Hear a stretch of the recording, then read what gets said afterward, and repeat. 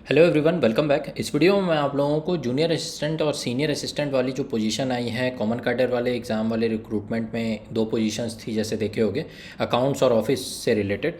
तो उसके बारे में मैं इस वीडियो में बताऊंगा। कुछ लोगों ने पूछा था मेरे से, पर मैं इस बारे में वीडियो बना नहीं पाया, तो उसी से रिलेटेड है। जूनियर असिस्टेंट और सीनियर असिस्टेंट जो है वो ग्रुप सी की पोजीशन है, और ग्रुप सी क्या, ग्रुप सी डी मान के चलिए उस पोजीशन में आती। जूनियर असिस्टेंट तो ग्रुप डी में ही आ जाएगा एक तरह से। तो इसमें कैसा वर्क प्रोफाइल रहेगा, जैसे अभी एक चीज़ तो हाँ मेंशन कर दूं मैं कि अभी एग्ज़ाम दिए होंगे तो इसके बाद आपको कंप्यूटर लिटरेसी टेस्ट भी देना होगा। तो कंप्यूटर लिटरेसी टेस्ट का तो सिलेबस दे दिए हैं, वैसे ही रहता है, पहले भी वैसे ही रहता था, अभी भी वैसे ही रहता है। M S Word, M S PowerPoint और एम एस एक्सेल पढ़ के आना भाई, ऐसे मत ले लेना एकदम हल्के में। 2 घंटे का है पेपर, तो बेसिक चीज़ें कोई एक प्लेलिस्ट वगैरह सर्च कर लेना आप, छोटी सी हो जो 10-20 वीडियो वाली, और उसमें सारा कुछ कवर कर दे वो। ऐसे पावर पॉइंट में ट्रांजिशंस, एनिमेशंस, थीम्स वगैरह, और फिर इसमें जो वर्ड में जो आप मतलब डॉक्यूमेंटिंग करते हैं उसमें हाइपर लिंक लगाना, हेडर फुटर वगैरह, बुक मार्क वगैरह, ये सब चीज़ें। और एम एस एक्सेल और वर्ड तो सबसे ज़्यादा यूज़फुल है आपके लिए। मतलब आपकी वर्क प्रोफाइल यही रहेगी, अकाउंट्स और ऑफिस ब्रैकेट में लिखा हुआ है ना, तो लिखा पढ़ी वाला ही काम है। आपको डॉक्यूमेंटेशन करना होगा, कोई चीज़ बनानी होगी, कोई डॉक्यूमेंट बनाना होगा, साइन वगैरह करवाना होगा इधर उधर सीनियर से, या फिर पावर पॉइंट कुछ बनाना होगा, पावर पॉइंट प्रेजेंटेशन। जो कम चांसेस है, ज़्यादा चांसेस आप एक्सेल में काम ज़्यादा रहेगा, और ये वर्ड में, क्योंकि पीडीएफ्स वगैरह जो भी है, जो भी डॉक्यूमेंट्स वगैरह बनेंगे वो वर्ड्स में बनेंगे, और जो भी डेटा वगैरह रिलेटेड कैप्चर करना या फिर उस पर मतलब स्टोर करना, उसको कलेक्ट करना, ये सब चीज़ें एक्सेल में होती हैं। तो ये इसलिए टेस्ट, इसको जो देखें आप तो उसको आप जॉब की तरह ही देखें, आपकी जॉब में भी यही काम आएगा, ठीक है। तो फॉर्मेटिंग वर्कशीट वगैरह करना, और कुछ मतलब एक्सेल में तो फार्मूला भी लगाते हैं, शॉर्टकट वगैरह रहते हैं, बहुत सारे काम जो टीडीएस रहते हैं उसको तो आप मतलब शॉर्ट में निपटा सकते हो, अगर वो चीज़ आती है तो एक्सेल बहुत यूज़फुल होता है अगर आपको इसको यूज़ करना आता है तो इनके जो पीडीएफ्स, मतलब क्या बोलूँ, प्लेलिस्ट वगैरह कुछ देख लीजिए। मेरे तो है नहीं, प्लेलिस्ट बनाए नहीं है, पर और लोगों ने बनाए होंगे, तो छोटे छोटे देख लीजिए, बस ऊपर से आइडिया लेके निकालने की कोशिश कर लीजिए एग्ज़ाम, है ना, क्योंकि ये आपको काम आएगा, ये आपके वर्क प्रोफाइल से ही रिलेटेड है, यही करना होगा आपको, ठीक। अब इस पे ट्रांसफ़र्स का कुछ अगर किसी को क्वेरी है तो ट्रांसफ़र देखिए, जहाँ भी आप पोस्टेड रहेंगे वहीं रहेंगे मोस्टली। अगर इफ़ एट ऑल ट्रांसफ़र हुआ, जो कि बहुत कम चांसेस है, तो आपको रीजन में ही कहीं रखेंगे।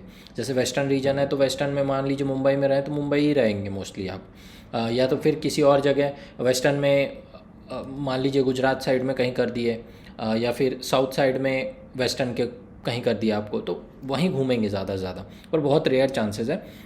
एक जगह शुरुआत में पोस्टिंग मिल जाएगी तो वहीं है मोस्टली, समझ के चलिए आप, ठीक है। अगर आपको ट्रांसफ़र के लिए एलिजिबिलिटी जानना है तो वो आप जेई से ही होंगे। जेई भी कम चांसेस है, जेई या एएम से ही स्टार्ट होता है। जेई को तभी लेते हैं जब जब एकदम रिक्वायरमेंट होती है, वरना एएम से ही स्टार्टिंग होती है ट्रांसफ़र की। अभी ऐसा हो गया, ठीक। तो जहाँ भी आपकी पोस्टिंग रहेगी वो लंबा टाइम वहीं रहेंगे आप। तो ट्रांसफ़र से रिलेटेड ये है। बाकी सैलरी से रिलेटेड काफ़ी लोग जानना चाहते हैं एक्चुअल इन हैंड सैलरी क्या होगी, तो मैं बता देता हूँ, हिसाब बनाया हूँ मैं। 36 बेसिक रहेगी। जैसे सीनियर असिस्टेंट में तो एक्सपीरियंस भी रिक्वायर्ड है ना, फाइनेंशियल वगैरह ही देखेंगे आप, जो भी डेटा है। 36,000 की बेसिक पे है। डीए लगा दो उसमें, अभी 42% चल रहा है इंडस्ट्रियल डीए, सेंट्रल नहीं बोल रहा हूँ, इंडस्ट्रियल डीए 42% लगाओगे तो 15,000 अराउंड आएगा, 120। और पर्क्स ले लो 35%, तो 12,000, 12,500 के आसपास। और एचआरए अगर कंसिडर करो तो 27% ऑफ बेसिक एक्स क्लास में, 18% वाई, और आई थिंक 9% है जेड क्लास सिटी में। मैं मान के चल रहा हूँ मुंबई का ही, एक्स क्लास सिटी का ही, तो 27% ही निकाला है, तो 9,720 रुपीज़ ऐसे। तो टोटल बनेगा 73,000 के अराउंड।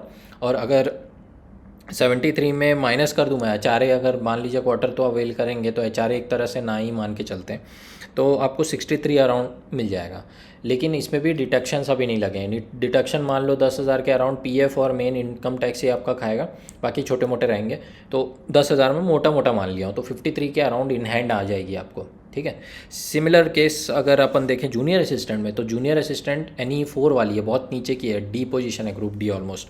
उसमें बेसिक पे 31,000 है और DA आपको 42% लग जाएगा तो 13,000 के अराउंड आएगा।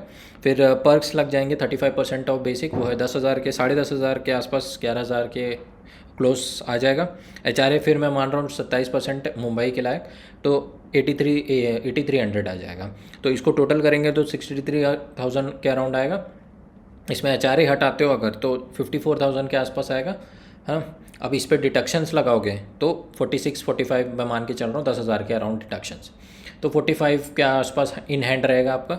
और सीनियर के केस में 53 के आसपास, ठीक। इस पर मैं HRA नहीं काउंट कर रहा हूँ, आपको काउंट करना है तो कर सकते हैं। पर क्वार्टर रहेंगे, कहीं हवा में तो रहेंगे नहीं, कहीं ना कहीं रहेंगे। ये उस केस में आपका बचाव कर सकता है अगर आपकी घर में पोस्टिंग हो, घर होम लोकेशन है, या फिर आपकी ऐसी जगह पोस्टिंग लोकेशन हो जहाँ पर आप HRA से कम में घर ले लेते हैं। जैसे 8,000-9,000 मिल रहा है तो 5,000 में कुछ अच्छा घर ले लिए, बाकी 4,000 बच जाएगा आपका, तब के केस में बच सकता है। वरना क्वार्टर अवेल करेंगे तो चले ही जाएगा ये, ठीक। तो ये सैलरी के बारे में है। इसमें कुछ एक्स्ट्रा नहीं मिलेगा आपको, जैसे कि मान लीजिए नाइट शिफ्ट वगैरह है, क्योंकि अकाउंट्स वाले काम हैं वो जनरल ड्यूटी में ही हो जाते हैं, ऑपरेशनल रिक्वायरमेंट नहीं है, इमरजेंसी नहीं है, तो आपको नाइट शिफ्ट वगैरह का तो नहीं है, तो उससे रिलेटेड कोई अमाउंट नहीं मिलेगा। रेटिंग वगैरह के लिए आप एलिजिबल नहीं रहेंगे किसी भी प्रकार की। रेटिंग वगैरह के लिए एलिजिबिलिटी आपकी JEE से ही शुरू होती है, JEE बनेंगे तभी आपको पहली रेटिंग मिलने स्टार्ट होगी, ऐसा है, समझ के चलिए।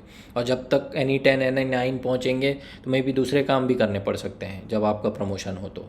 लेकिन अभी बोल रहा है जैसे ऑफिस वर्क में ही है, तो फ़िलहाल तो ऑफिस ही मान के चलिए, अकाउंट्स वाले और ऑफिस वाले। इसके अलावा और ट्रेनिंग बता दीजिए। हाँ, एक्स्ट्रा जो है, एक्स्ट्रा आवर्स के OT मिलता है, ओवर टाइम का कंपनसेशन, OTC बोलते हैं। मैं पर पे एंड अलाउंसेस वाले में बताया था ये, तो आपका घंटे के हिसाब से आप चार्ज कर सकते हैं वापस। तो एक्स्ट्रा 1 घंटे का अराउंड मेरे को याद नहीं है, आप वो वीडियो में देख लेना। एट मैक्स वो 200 के अराउंड जाता है NE10 NE9 पे, ये मुझे याद है। तो एक्स्ट्रा टाइप की अगर अर्निंग आपकी सोच रहे हैं तो बहुत लिमिटेड है, कुछ है ही नहीं है ऑलमोस्ट, समझ के चलिए। क्योंकि एक्स्ट्रा वर्क भी आपको अकाउंट्स वाले काम में अब जनरल ड्यूटी के ही टाइम में हो जाता है, तो एक्स्ट्रा आवर्स में तो जाना मुश्किल है। अगर लेकिन एक्स्ट्रा आवर्स आप काम करते हैं तो उसका भी कंपनसेशन मिल जाएगा। तो सैलरी मान के चल रही यही है आपके हाथ में, 53 हज़ार के आसपास और 46 के आसपास, ठीक। तो होपफुली आपको समझ में आ गया होगा। और इस पर और कुछ तो है नहीं। इसके अलावा कुछ अगर आप लोगों को लगता है कि पूछने लायक चीज़ है तो आप कमेंट में डाल दीजिएगा। अलाउंसेस बाकी वगैरह जो मिलते हैं, other medical benefits, social security वगैरह सेम रहेगा, उसके लिए भी अलग वीडियो बना लिया, वो भी देख लेना। तो आई थिंक पूरा कवर कर दिया है मैंने। अगर आपको इसको कुछ लगता है और कुछ तो कमेंट में पूछ लीजिएगा, ठीक है। फिर मिलते हैं नेक्स्ट वीडियो में, तो बाय बाय।